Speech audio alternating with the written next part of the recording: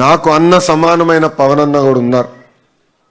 మొన్న కూడా అన్నను కలిసినప్పుడు ఒక మాట అన్నా, అన్న రాజకీయాలు వేరు,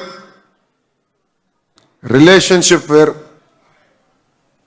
ఆ రోజు చంద్రబాబు నాయుడు గారిని ఒక తప్పు కేసు పెట్టి జైలుకి పంపించినప్పుడు కరెక్ట్గా 3 రోజుల తర్వాత పవన్ అన్న వచ్చి నన్ను కలిశాను. ఆయన ఒక మంచి మాట అన్నారు, నీకు అన్నగా నేను నిలబడతా, నీకేమున్నా ఎప్పుడున్నా ఒక్క ఫోన్ చేయని నాకు భరోసా ఇచ్చింది మా పవన్ అన్న.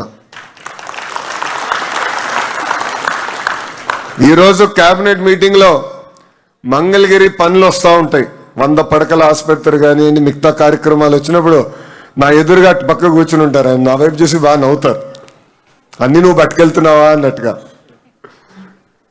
అంటే అందరం కలిసి పనిచేస్తున్నాం, పోటీ పడి పనిచేస్తున్నాం.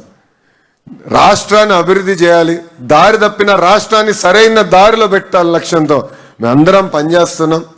ఇంకా మీ లోకేష్ మీరిచ్చిన బాధ్యతని ఒక పద్ధతి ప్రకారం ముందరికి తీసుకెళ్తున్నారు.